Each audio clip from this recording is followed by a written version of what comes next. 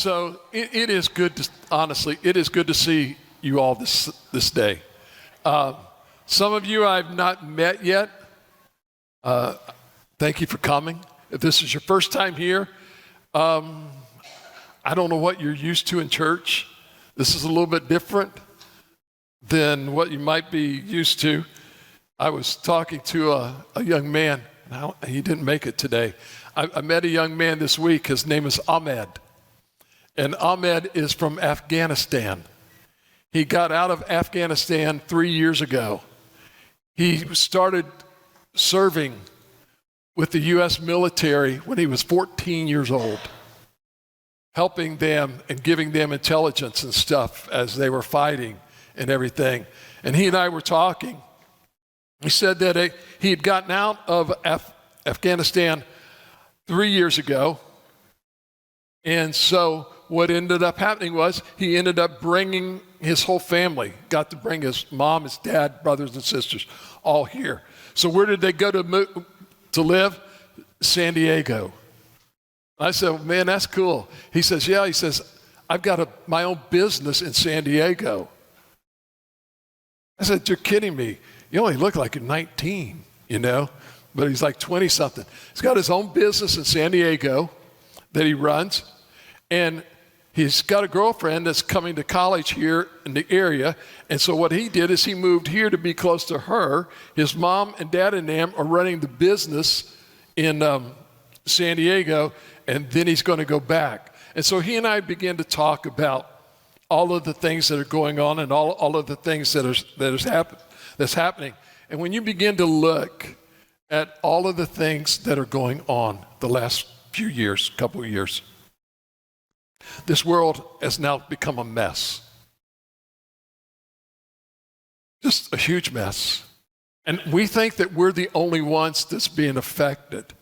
But the problem is, it isn't just us that's being affected. This is a global mess that's happening. For instance, you try to buy stuff today, and a lot of times you can't get it because the supply chain is just broken. They don't have enough pilots for the ships. They don't have enough workers to work on the ships. Airplanes. If you fly or if you rent a car, you know how much it costs to rent a car since COVID? The price is up to 300%.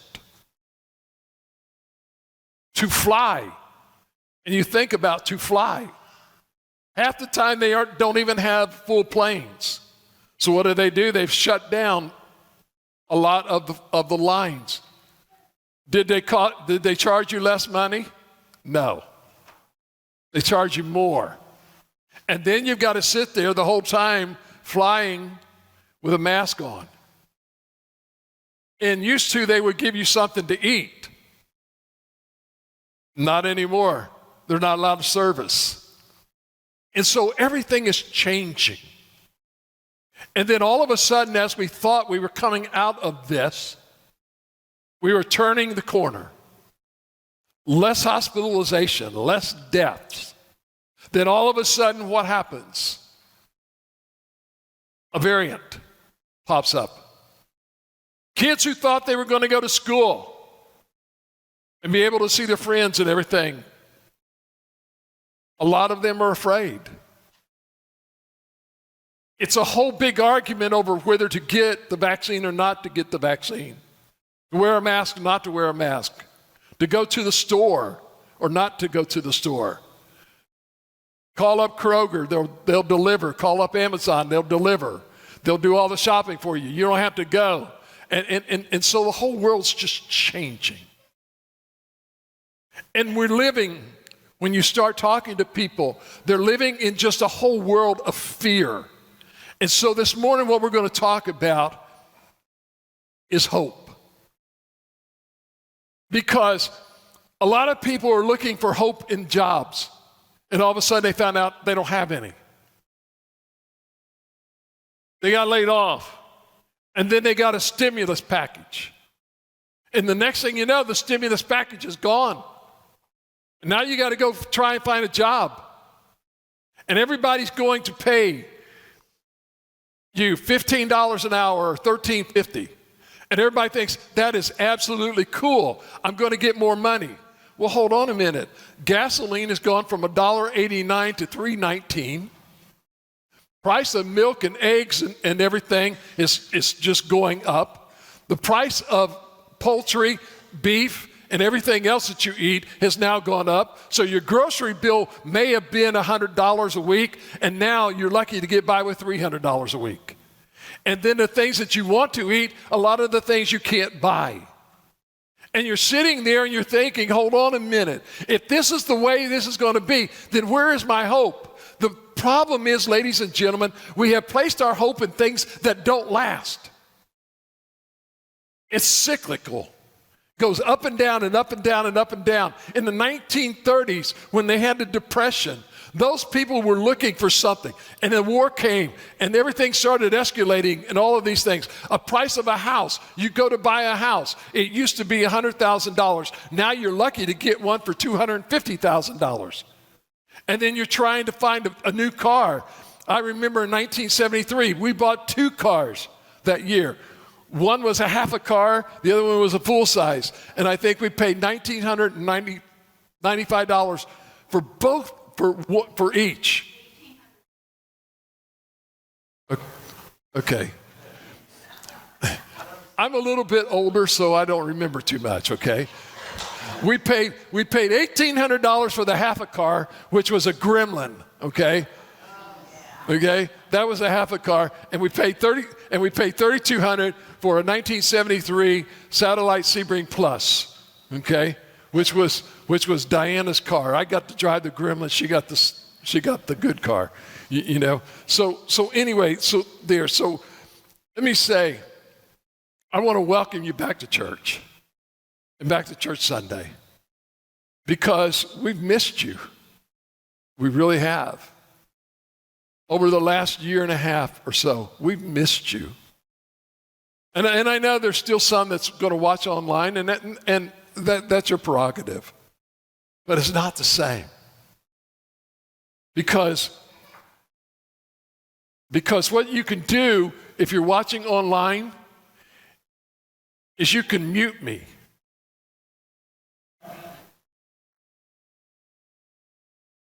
I'm sorry I gave you suggestions. Okay? But yes, you can mute me. Or, as I was talking, I was kidding with a family back here because they're going to homeschooling. And I said, oh, do you get up every morning and get dressed, or do you go to school in your pajamas? And I forgot her name. Lena? Okay. Lena says, are you crazy? No way would I ever go to school in my pajamas. And I thought, that is absolutely cool, because about 50% of the people at Walmart are there in their pajamas. And that's cool that you got a teenager that says, I am not going to be caught out in public in my pajamas, you know, and that's awesome. And I wish they would teach some of these people that are out at Walmart in their pajamas, man. There are sometimes I just think, really? I know where you're headed, back to bed. As soon as you get out of here. But I just want to say thank you. Really, thank you for coming. Because coming to church today, it's not the same as it used to be. It's changed. It really is. Part of it, for instance, maybe before you didn't feel uncomfortable shaking hands with somebody or hugging somebody. And today you might feel a little different. You guys are kind of crowded. You're in families and groups. I see that. It's like my family's got this pew and this family's got this pew, and that's cool. Okay, so y'all can keep your germs to yourself and just spread them. But it isn't really that. But it's a point of, are you smiling? Or are you hurting inside? Because the last 2 years has caused a lot. A lot. And it's drained from a lot of people. I was sharing, my mom, before all of this started, we moved her into an assisted living facility because my mom has Alzheimer's dementia. And she was still at her house, and there would be times that she would be cooking, and she shouldn't have been cooking. You have no idea, she was hallucinating. In many ways, she would be seeing people at her back door or somebody trying to get in and all of this, and it was just not safe for her anymore. So then when all of this hit, we couldn't see her. You could go and they would FaceTime you on a phone, or you could look through the window and she's somewhere and you're there, and then they just started putting them, in separate places. You couldn't do it. And then it came to the point of now you can have visits, and you had to have a mask and had to have a shield and all these things. And it's so totally different. Because I don't know about you, I like to see people. And then the other thing too is, even in the wearing a mask, you can hide. Nobody knows if you're smiling or frowning. Nobody knows if you're hurting. And for those that are wearing masks, it's cool, because I understand. There are people that have health issues, health problems. There are others that work in that field. And God bless you. I mean, those of you that had to work in the COVID floors, and it seems like almost everybody that was there was taken from their position and moved into the COVID floors because they're so full. I think in the Miami Valley, from a little bit above Dayton below, last I heard is they were having to take people from like Dayton down to the Cincinnati area to try to find a bed in a hospital because there's no room. They're filled. And all families and all this hope and stuff that's there. And so what I want you to understand is that in what God has to offer you today is you can find hope not in yourself, but you can find hope in Him that will allow you to empower yourself. And what happens is this. By coming to church, you become a part of a huge movement that's bigger than you. Because church is not a building, okay? Contrary to popular belief, this is not the church. The church are the people that's sitting here. That's the church. Because this building tomorrow could blow up. And somebody would say, well, there goes the church. No, because the people are still alive. And that's where the breathing is, not in the building. The breathing's in us, in who we are. And so all over today, churches are meeting. I don't know if you've seen like what's going on in Afghanistan. They've already started killing people, beheading people because they're Christians. And they won't denounce their faith. And people say, well, that's not going to happen here. I hope we're not around for it. But it's coming. It's coming. There was a man who was attending a Little League baseball game. And the kids were on the field or in the dugout, and they were playing their hearts out. And all of a sudden, this game, it's a landslide. It's the first inning, and it's already 16-0. And so they were losing, and so the man walked up to the dugout where the kids were at, and he asked one little boy if he was discouraged by by the score. Had he lost hope? Here's what the little boy looked at him and said, why would I be discouraged? We haven't even got up to bat yet. And sometimes this is what's happened in our lives. We think that everything has just gone south and we've given up. And you don't realize that, hold on a minute, God's showing up. And when he shows up, Satan is going to get out of here. And most of the time what we do is we get so discouraged before those. So you need to understand one thing, and that is this, ladies and gentlemen. Point number one.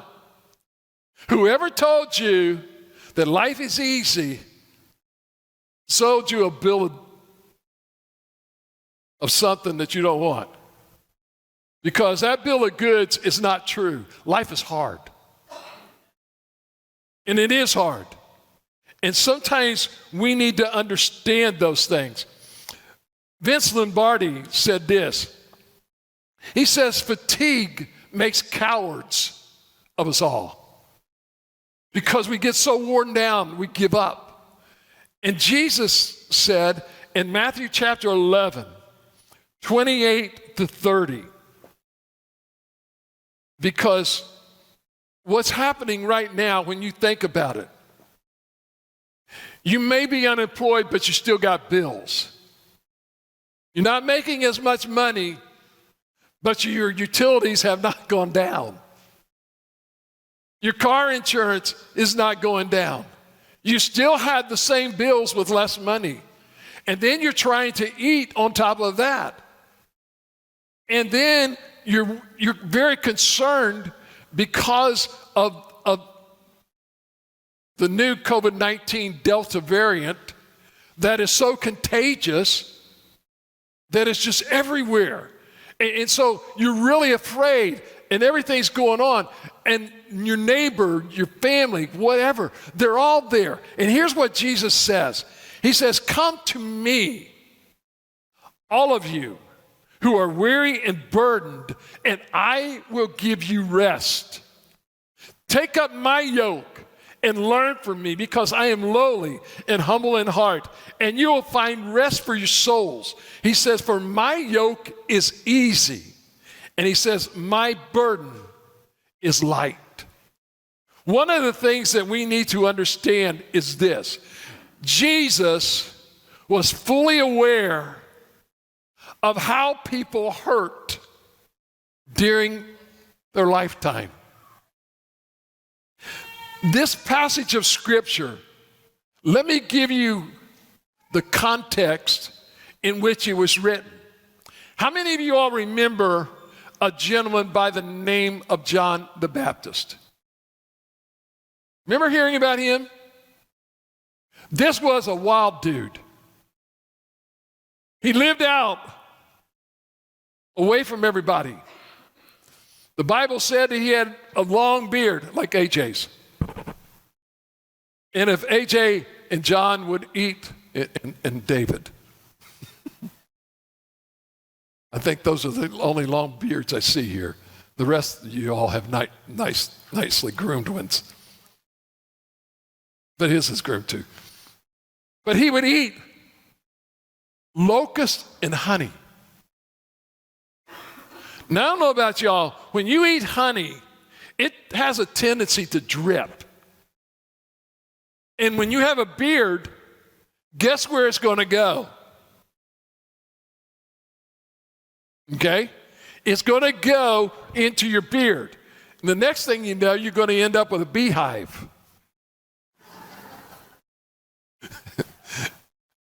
And everything. So anyway, here's John the Baptist. He wore an outfit made out of camel hair. Okay? And he would walk around the countryside telling everybody that Jesus is coming. The Messiah is coming. The Messiah is coming. The Messiah is coming. And he did that. And he was telling people and telling people and telling people. Well, now all of a sudden, they arrest John the Baptist. And he's about ready to be beheaded. And John is sitting in prison and wondering, did my ministry really matter? Or did everything that I did, was it for naught? He's sitting there discouraged. John the Baptist is discouraged. And you say, a lot of times people say, well, you shouldn't get discouraged. Let me tell you something. He got discouraged. He knows he's going to die soon. And he's concerned not only about his death, but what's going to happen. Will people still follow Jesus? Or did I just take my whole life and just throw it into this thing and it's not going to do anything? And Jesus is telling him, come to me, all ye that labor and heavy laden. I will give you rest. And he's trying to tell him, John, life is hard. It is hard. And what we need to understand is this. God has made us that to understand that our life does not live without margins. He's setting guidelines for us to go by. And when we get outside of the guidelines, ladies and gentlemen, that's when we get into trouble. When you stay within the guidelines, I'm not going to tell you that life is going to be easy, but I'm going to tell you it's going to be easier. The difficulty comes when you go outside of the boundaries. Because he's saying, don't do that. Because here's what happens. A lot of times we go outside of the boundaries and we start trying to work like everybody else, to keep up with everybody else. And guess what it does? It wears you down.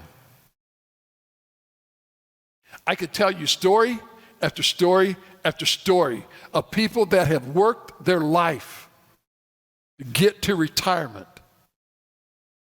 Some never made it. Some made it 1 month. Some made it 2 months. And you can't get it back. Because why? We worked and we worked and we worked and we became so weary and wore down. And God says, no, that's not life. Yes, work, but work is not the necessity. A lot of companies, they'll work you and they'll give you incentive to want to make you work more, like 16 hours a day. God didn't make us to work 16 hours a day. Not unless you only want to live to be 45 or 50. Because after that, your legs are broken down, your back's broken down, your hips broken down. You've got every pain that there ever was, and ever will be. Because you keep catching all of these things that are going there. And what happens is that when all of this begins to happen and all of these burdens we begin to get crushed. And we don't know what to do. And so what happens is this. Jesus says, come to me, all you that labor and are heavy laden. So what's he saying? He's saying, I'm giving you an invitation. Now, here's my question to you. Let's just pretend for a minute, okay? You pick whatever president that you like, okay, in the past. And if you got an invitation today from one of those, and some of them might be dead, okay, I understand that. But let's just pretend they're alive. And you got an invitation from them. Would you take it and go? I would. If the president invited me to his house, I'm going.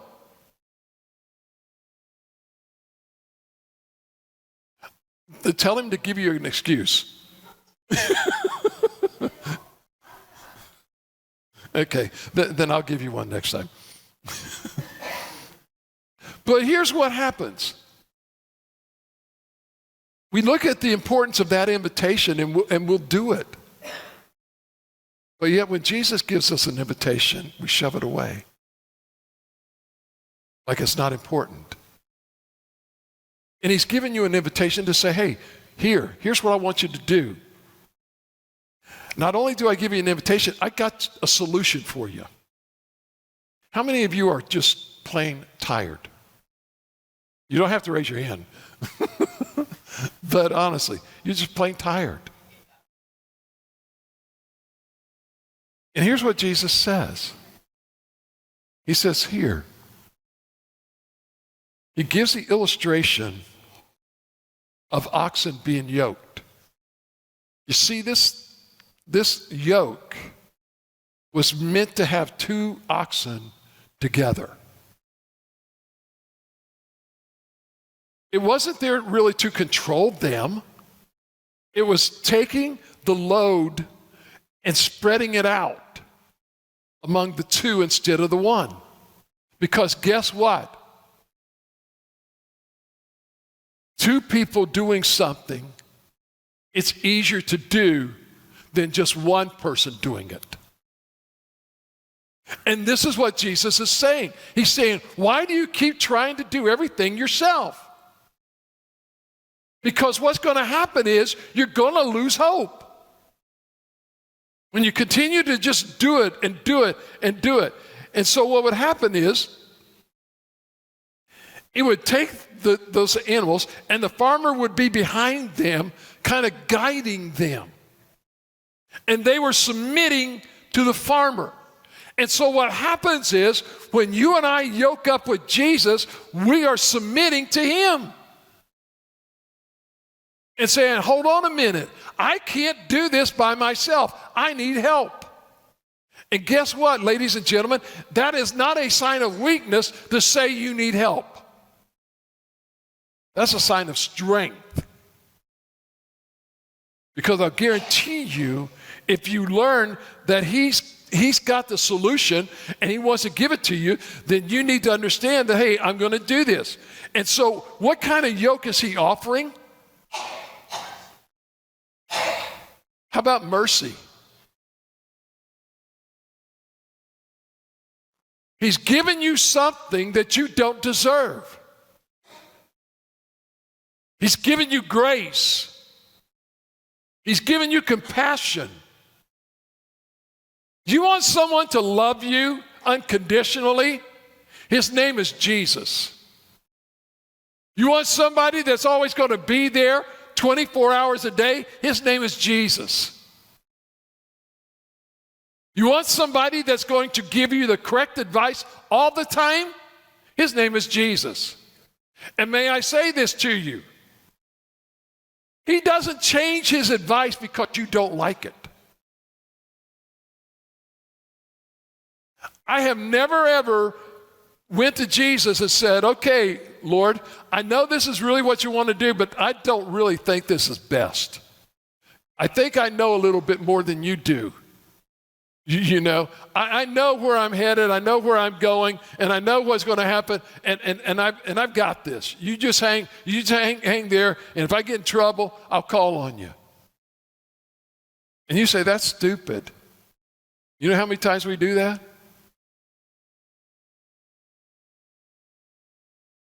It's like, okay, let's play Lone Ranger. And Jesus said, no, we don't do Lone Rangers. He says, I'll be the Lone Ranger, you be Tonto. You be my sidekick. I'll help you in this. Point number 2, the yoke that you've got on you right now, is it crushing you? And you're feeling the weight of all of these things? Or is it life-giving? It's either one or the other. It's not both. You see, because what Jesus is trying to tell us is this. You're going to get a point in time in your life when you're going to have to go to somebody for help. Because you can't do it. I was working back in the days when computers, they had come out in the 1950s, and so I started in the 1970s, and this little thing here that you carry in your pocket is more powerful than the first computers that I worked on. This little thing can handle, 512? Is it 512 kilobytes? Huh? Yeah. Or even 256. The first computer that I worked on had 150K. That's how much processor it was. And you know what? It took up this whole room. We had air conditioning units that would keep them cooled. We had disk that was about as big as this table here. And they had these big old platters on them. And that thing was only maybe, I think 100,000, it may have been 100,000 megabytes of data that it would hold or something. And now you got those little things that you carry in your pocket that'll have like 5, 6, 8, 16 gigabytes, of data. And you could just put that thing in your pocket. We didn't do that. So we were writing all these programs for these things, okay? And I'll just tell you how good I was. Okay, because I was very good at looking at someone else's code and analyzing their code and finding the problem for it. Okay? And they said, well, how do I fix it? And I said, well, I'll tell you how to fix it, but you're going to have to code it. I'm not coding it for you. And so everybody would say, hey, you can break our code. Will you test it for us? And so that's what I did. I just would break people's code. And that's what we did. We worked together, okay? Because a lot of the stuff sometimes that I wrote, I would give to somebody else and say, hey, here's what I need. You write this for me, and I'll test it. And so that's what I ended up doing at the very end, was just testing someone else's code. But we did that together. And what they wanted to do was for me to write my code and me to test my code. And you know what that is? That's like the fox guard the chicken hen. Or the chicken hen, the chicken house. Or the chicken coop, whatever you want to call it, okay? It just depends on which side of the Mason-Dixon line you're on, okay? Some it's a hen house, and other places it's a chicken coop. But this is the same thing. And that is this.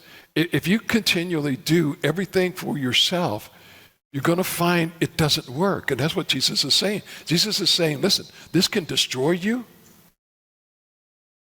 or this can give you life. And I don't know about you all, but you develop a kinship, a friendship with people when you begin to look at things, when you're doing all of these. And so we need to figure this out, because here's why. And that is this. The church is here to carry one another's burdens. I tried to tell you. This here, unfortunately, ladies and gentlemen, some people look at the church as a museum. Here's the old songs we used to sing. Here's how we used to dress. Here's what we did. Here's what we did. Here's what we did. And we've got all the artifacts and all of these things. And God's saying, no, church is not a museum. A church is a hospital. It's where people come that are hurting. And they're coming, why? They're looking for a cure. And the problem is, we've got the cure. We've got it. But the problem is, we don't want to share it with anybody. Hey, I'm going to keep it for me. No. Give it away. You have got, everybody wants antibodies for COVID-19. Okay? You get COVID-19, and what do? They'll give you a blood transfusion or whatever it is, of somebody that's already had it, that's built up antibodies, and boom. And your body kicks into overload and all of this other stuff. May I say this to you all? As Christians, We have got something flowing in our body and in our blood that will save lives. We can either keep it to ourselves or we can share it. His name is Jesus, by the way. And all you got to do is call on him and he'll give you a blood transfusion. You may say, well, I got saved, but I don't feel any different. What do you mean you don't feel any different? Well, I still got my same bad habits. Probably. I still look the same way. Probably. But the problem is, how do you act? What's your perspective on life? And those things are changing. Galatians chapter 6, in verse number 2. If we are going to live the way that Jesus wants us to live, here's what you need to do. Carry one another's burdens. Why? In this way you will fulfill the law of Christ. When we do this,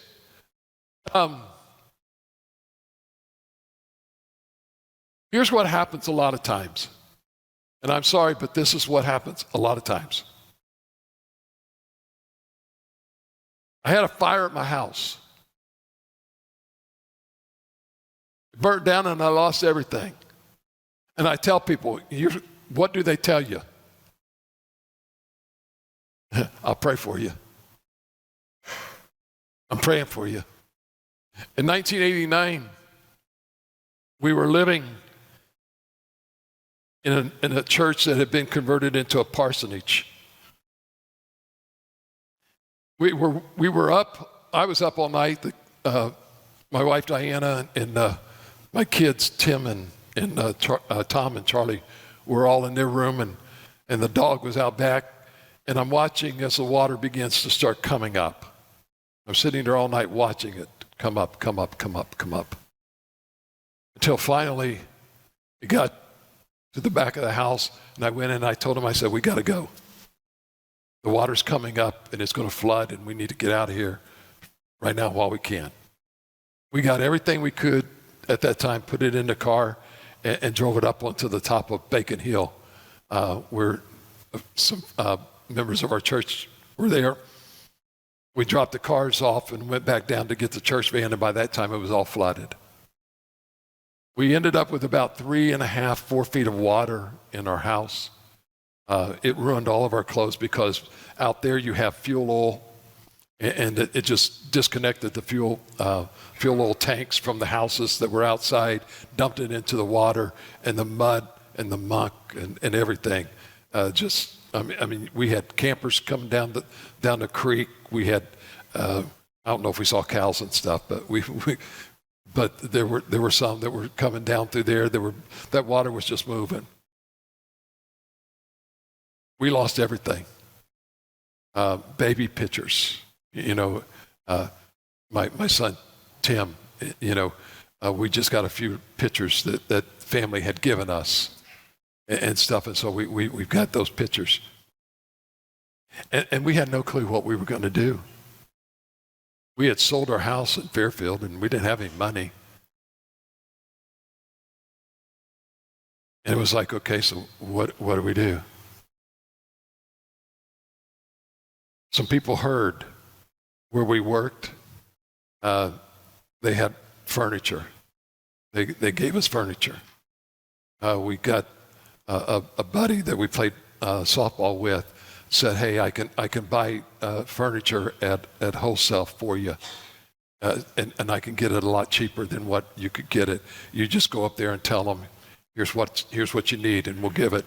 We had some people that had lived down the road from us. At that point in time, our family had been dispersed into like 3 or 4 different places because we couldn't live there. And they brought their travel trailer and set it up outside of there so we could be together. And you saw a community coming together. And these were Christians. What were they doing? exactly what God tells us to do, bear one another's burdens. Church is a community where you're hurting. You're hurting. You're hurting. And you shouldn't have to hurt by yourself. Because if you're hurting by yourself, there's something wrong. Because Jesus said, bear one another's burdens. And may I say this to you, I don't know how many people that you've ran into lately. When you talk to them, they have no hope. They've given up. They're done. I have never heard so many people in my life as I have in the last year or so say, God, I'm done. Just take me home. I'm done. I don't have anything else to give. I've been drained. But let me say this to you. For you that are sitting here this morning that don't know Christ, where's your hope? Is it in your job? If it is, you're going to lose it. Is it in your home? That might go away.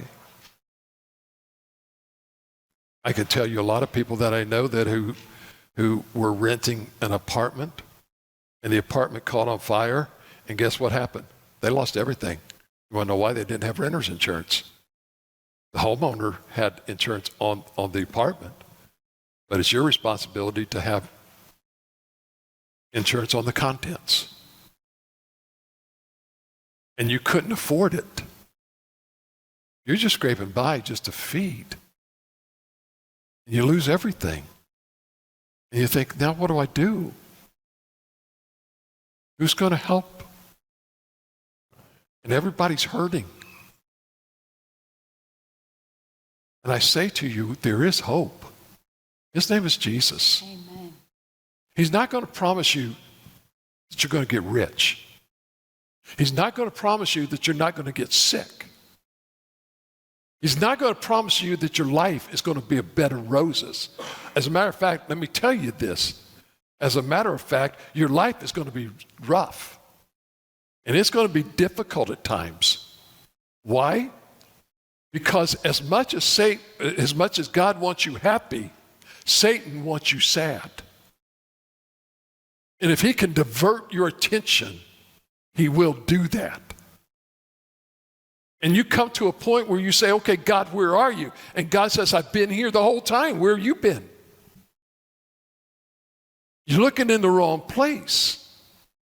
But the question is this: when you die, and you will, where will you go? There is coming a day you will die. If not one by one, the rapture comes, we're out of here, and the church is gone, and you're left. I can tell you where you're headed if you don't change. And it's not a place that you want to go, because the Bible is very plain. There's only two places. You see, a lot of people think this life is just done. May I say to you this? In 1964 June, on a Thursday, I got eternal life at like 7 o'clock in the evening. I gave my life to the Lord. And ever since then, I've been living like I've never lived before. Hard struggle, yeah, it's there. But at the end of the day, if something happens, I know where I'm headed. So when I lay down at night, if I don't wake up in the morning, I'll see you on the other side. Amen. If you're going there. If you're not going there, then I got one thing to say to you. Hasta la vista, baby. Because I won't see you again. And I'm not saying that in a joking fashion. Because what it means is this: just as there is an eternal living, there's also an eternal separation sometimes. And you'll never know it. So here's the thing.